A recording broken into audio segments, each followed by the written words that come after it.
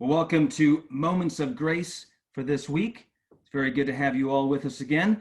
And it's excellent to welcome Josh Corrigan onto Moments of Grace. Josh helps us on Sunday mornings quite often in our adult forums. Josh, thanks so much for being with us. Thank you for having me, Bryce. This is what happens when we sit down and have conversations. Josh and I had a coffee last week. I mentioned this Moments of Grace to him, and he said, you cannot do it unless you talk about, well, what Josh is going to talk about today. So I'm really happy to have him along. But we're talking about hospitality today. 'Tis the season for hospitality. And it really is the perfect time of the year to think about hospitality, to think about welcoming people into our lives, making the space to have people in our lives, and what making that space can actually mean for us, and actually what it can do to us as well. And so we're thinking about hospitality. We're going to get to the nativity scene and what I think that might say to us about hospitality. But when I think about hospitality, for some reason, Beauty and the Beast comes into my mind. And of course, that song, be our guest, put our service to the test. And I think there very much is something in being hospitable, making room for others in our lives, that really does put us to the test. In that sense of Beauty and the Beast, it put their service to the test. It put how they could serve somebody coming into their house to the test. But I think we are tested in really deep ways, depending on who we're making space for. The test, first of all, to make that space, and then how and what kind of space are we making for them in our lives. And we can think about this on so many levels: family level, work level, just interacting with people in society. Are we making space? Are we being hospitable? And in so doing, what are we expecting of the people that we are making space for? And I like this Henry Nouwen quote in that sense. Hospitality means primarily the creation of free space where the stranger can enter and become a friend instead of an enemy. Hospitality is not to change people, but to offer them space where change can take place. It is not to bring men and women over to our side, but to offer freedom not disturbed by dividing lines. And I can't help but think of, this kind of whole idea, especially within the church, but I think it probably happens in other institutions as well, where we say, well, we want visitors, we want new people. We can't wait to welcome them in and to have them be with us. And sometimes that's very quickly followed up by, but of course, we'd like them to be very much like us as well. We would, of course, love them to have them come in. Strangers, visitors, please come on in. But as quickly as you can be, if you're not already, be like us.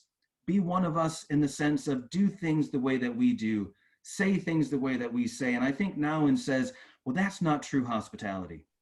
Change may well indeed take place, but change should not be the goal of welcoming people amongst us. And so I think that's really important for us to take on either as the church or indeed as family, and other ways that we interact with people. Being hospitable, but not doing so with an agenda underneath it. I want to come back to that Nouwen quote at the end, especially after hearing what Josh has to say. But I just wanted to very quickly throw a little light on the whole fact that this is a very hospitable time of the year. This year is different. This year is challenging us. This year might actually be challenging our hospitality in ways that we haven't had to deal with in a long time. But when I think of Christmas and I think of hospitality, I can't help but think of Christmas Vacation, the National Lampoon's Christmas Vacation, where the Griswold family is sitting down and they're doing their bits and pieces in the house, and all of a sudden the doorbell rings. And they still continue to do what they do. And then the doorbell rings a bit, dum, dum, a bit louder. And then it rings a third time, dum, dum. And the door opens to find the two sets of grandparents at the door, ready to come in and ready for the Griswold's hospitality. And I love the little conversations afterwards after they come in. Mom, where are they going to sleep? How are we going to make room for them? Well, they're going to sleep there. They're going to sleep there. Oh, Mom, don't make that happen, so on and so forth. But all of these great little conversations of hospitality, of how to make room. And so that's a scene that always pops out into my head when it comes to hospitality. And then very briefly, I think there is quite a challenge to us in the fact that we read of Christ's birth, and what do we find? Well, we find that there was no room for Christ to be born into this world. And I think both John's gospel And the birth narratives hit upon that. John's gospel, he came to us and we did not know him. The birth narratives, he comes to be born, and poor Mary and Joseph couldn't get a hotel reservation in time, and so they have to go outside into a manger scene, and have him be born there. And so I think there's a challenge there for us in our hospitality, that there was no room for Christ. And so we're back to, how do we make room? In what ways can we make room? And what does making that room do to us? And on that theme, I want to throw it over to Josh. Thanks, Bryce. I am, of course, going to be speaking briefly about the 1987 Danish classic Babette's Feast, which I'm sure you're all familiar with. And for those of you who aren't, I'm going to recommend that you make it among your Christmas movie watching this year. Although it's not technically a Christmas movie, I think it holds that spirit, especially with our topic of hospitality today. By way of just a little bit of explanation, so this film, again, which did win the, I think, Foreign Film Award and from the Oscars in 1987, it is a classic about this feast that a woman named Babette obviously produces. It's set in very sort of out in the middle of nowhere, Jutland in Denmark in the late 19th century. In a very small pietistic village, very few people in it, and a dying kind of church that's a seaside town. And it's very, very small and insulated. And into this village comes this woman from Paris who's escaping terrible conflict involving counter-revolutionary forces in France in the middle of the 19th century.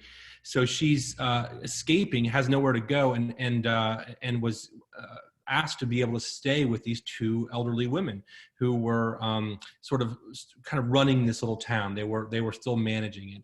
So she came and she had experience as a chef in Paris, and so she ended up working for these women. And 14 years later, she ends up winning the lottery, oddly enough, back in France, and was awarded 10,000 francs, which I don't know what that would translate to, but it's an awful lot of money. And so before she leaves, she asked to provide a feast for the two women. Looking at this image now, you'll see one of them at the far end of the table there, looking kind of up at the military-looking character. If you're able to see this, and so she asked to produce this feast, and they were very skeptical of it. They're a very small insular village. They didn't know what to make of it. They said, okay, sure, if you really want to, we'll let you do this. But then they started seeing the sort of materials that she was bringing in for this feast. They saw quail, they saw a turtle for a turtle soup, and they started getting very nervous. And they even had a town meeting before this dinner to say, no matter how bad the food tastes, we're not going to say anything about it. We're not going to let and no matter how much wine she brings to the table, we're going to forget the sinful indulgences that we're about to take in. So then the whole second half of the film is the dinner itself. And I'm not going to give you away everything, but I'll just say there's lots of little plot lines and stories. But what you're going to see here in particular is there's this general. And the general had visited there a long time ago as a young man and had kind of hit a turning point in his life as to whether he was going to potentially try to court, at the time, that young lady who, you see at the far end of the table, or whether he was going to kind of go off and sort of make something of himself in the world. And he made that decision to go off and become a general and an attaché in Paris and do the big time stuff. And he was very successful in his life. And here he is kind of reflecting. This is to set the scene for the speech he makes here at this dinner. He's reflecting on his decisions in life and whether or not he made the right choices. And this is very much like the Noun quote that Bryce mentioned earlier, a situation where you have an outsider in many ways kind of coming into the scene, and they're welcoming him. But he makes this interesting little speech that I'll just read for you quickly here. This is actually translated from the Danish, so I don't know how accurate. Interestingly, the translation here seems to be different than the one they give you in the subtitles in the film. But here goes. He says, "Mercy and truth, my friends, have met together. Righteousness and bliss shall kiss one another. Man, my friends, is frail and foolish. We have all of us been told that grace is to be found in the universe. But in our human foolishness and short-sightedness, we imagine divine grace to be finite. For this reason, we tremble. We tremble before making our choices in life. And after having made it, again, tremble in fear of having chosen wrong. But the moment comes when our eyes are opened and we see and realize that grace is infinite. Grace, my friends, demands nothing from us but that we shall await it with confidence and acknowledge it in gratitude. Grace, brothers, makes no conditions and singles out none of us in particular. Grace takes us all to its bosom and proclaims general amnesty. See, that which we have chosen is given us, and that which we have refused is also, and at the same time, granted us. Aye, that which we have rejected is poured upon us abundantly, for mercy and truth have met together, and righteousness and bliss have kissed one another. And I should say that speech happens after he realizes that they've just had the most amazing meal of their lives, all of them, and himself included, who has seen many, many amazing meals in his life. The hospitality that he is given in that moment sort of bursts that speech, you might say, among a number of other storylines and transitions that you see around this table from all these different characters who up to this point might have had their own challenges.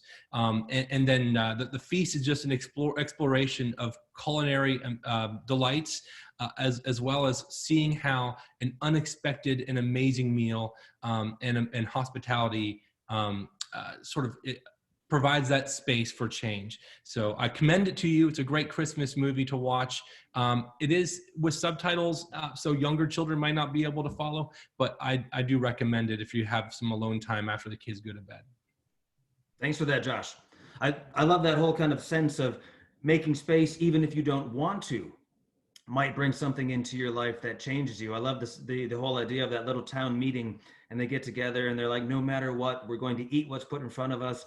No matter what, even if we shouldn't be doing so, we're going to drink what's put in front of us, because we're going to be hospitable, maybe a bit begrudgingly. So I was kind of talking before about trying to make space, but sometimes making space even when you don't want to, and what might happen in making that space. So another excellent layer and level to hospitality and making space, which is why I want to come back very quickly to that bit of Nouwen's quote where he says, hospitality is not to change people, but to offer them space where change can take place.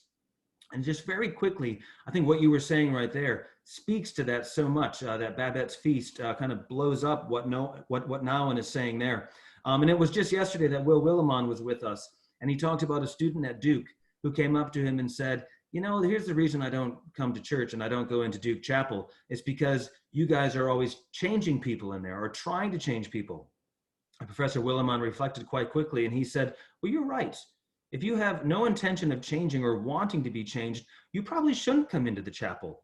And I couldn't help but think very quickly of how true that is, that making space for indeed, because we're going to encounter God. And God is going to change us. And I couldn't help but thinking the Advent figures, John the Baptist and Mary, how they made space, how John always pointed away from himself, and how Mary simply said, here I am, your servant. And in making that space for God in their lives, how they were changed. And so I think there's either trying to make space or even begrudgingly making space or having space being made in our lives. What are the changes that we're going to see? Where do we need to get to be able to make that space and to have those changes take place? Josh, I want to throw it back to you here at the end for any last thoughts. Thanks, Bryce. This has been great. And yeah, I mean, one thing to say, with Babette in herself, in her context with that feast, she never once appeared in the room with them eating. The entire time she was in there just cooking, doing her thing, which goes to say, that it really is creating that space. Hospitality does that is for whatever God and Holy Spirit are going to do in our lives. So maybe think of that as sort of a lesson moving forward, that it's not that we're necessarily going to know the outcome, but that we can provide the space for God to work through hospitality. Absolutely. Thank you so much. We've got at least 3 movies possibly to watch over this season, as they've been alluded to in this moment of grace. But Josh, thanks so much for being with us, making space in your day to be with us and to share these thoughts on hospitality. And may all of us have a very hospitable, welcoming, and loving Christmas as we get to that time of the season. Thanks, Josh. Thank you.